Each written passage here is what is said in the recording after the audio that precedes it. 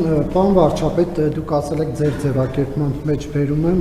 վախենամ Սամվել Կարապետյանը մինչև տարեվերջ բոմժ դառնա։ Ինչ նկատի ունեք, սա ունեզրկման մասին սպառնալիք է, թե ինչ, խնդրեմ սա մեկնաբանեք եւ պարոն վարչապետ, 2 օր առաջ աննախադեպ սպառնալիքի վերաբերյալ մի հայտարարություն լսեցինք, Միացյալ Նահանգների նախագահը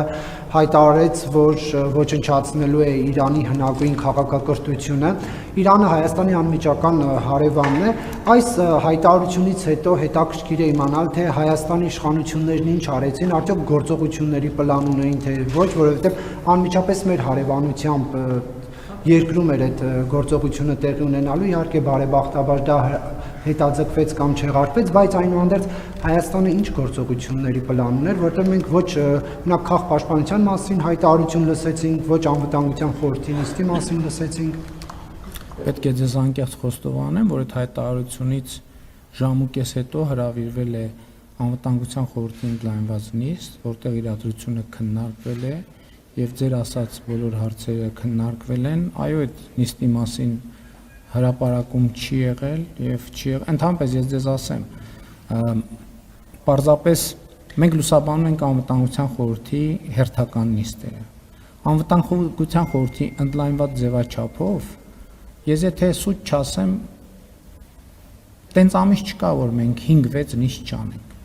բացարձակապես տենց ամիս չկա։ Եվ վերջին մի ամսվա ընթացքում է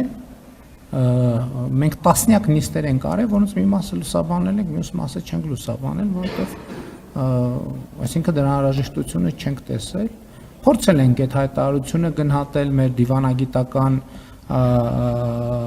կապուղիներով մեր ունեցած տեղեկատվությունը գնահատել եւ այլն, այսինքն այդ աշխատանքի մեծ մասը գաղտնիության ռեժիմում է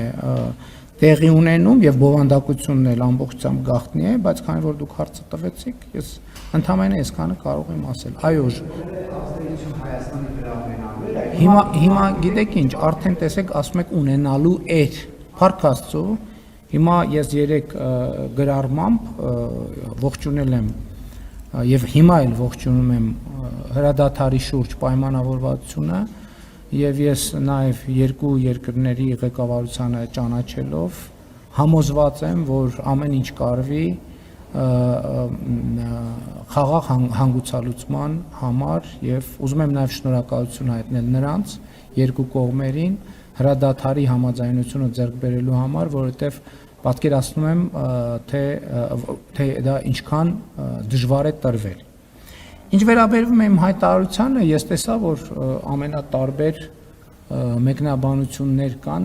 եթե զգացել եք իմ այդ հայտարարության մեջ սպառնալիքի որևէ էլեմենտ չկա, որովհետև ես խոսում եմ, ես չեմ ասում, ես խոստանում եմ կամ ես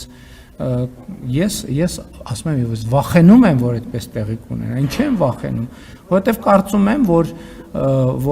ձեր նշած անձը այն խոստումները, որ տվել է որոշ շրջանակների, որոնք նաև Հայաստանից դուրս գտնվող որոշ շրջանակների, որոնք որոշակի բան ունեն, լծակներ ունեն նաև իր ունեցվածքի վրա, ակնհայտ է, որ ինքը իր ստանձնած պարտավորությունները չի կատարելու եւ ակնհայտ է, որ այդ ամբողջ ունեցվածքը իր ձեռքից վերցվելու է եւ ես դրա համար շատ ցավում եմ, որովհետեւ չի ուզենա, որ որևէ տեղ հայկական համարվող որևէ կապիտալ զրոյացվեր։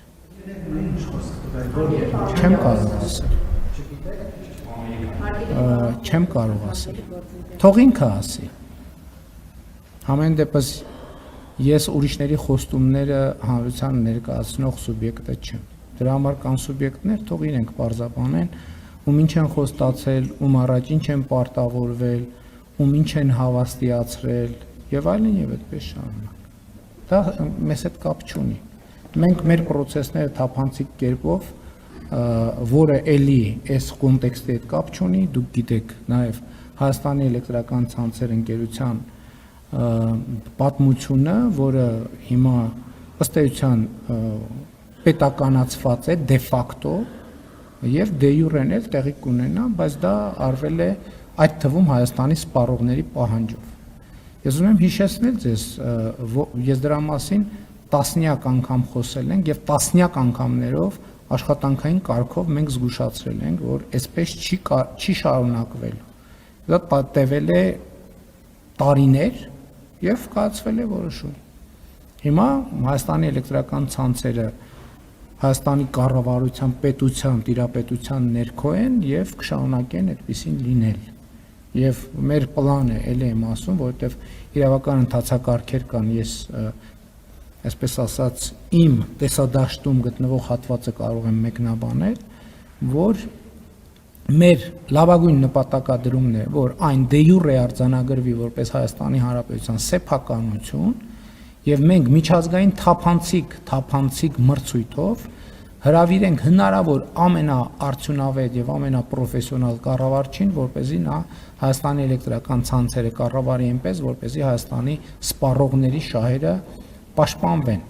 եւ ոչ թե կառավարվի այնպես, որ մեր սպառողների հաշվին բանկերից տոկոսներով վարկեր վերցվեն եւ իրար միջև հարազատների, բարեկամների միջև բաշխվեն եւ Հայաստանի ընդհուպ զորամասերի եւ պետական մարմինների վրա հավելագրումներ անեն էլեկտրական հոսանքի, խնայելով որոշ լրագրողներին։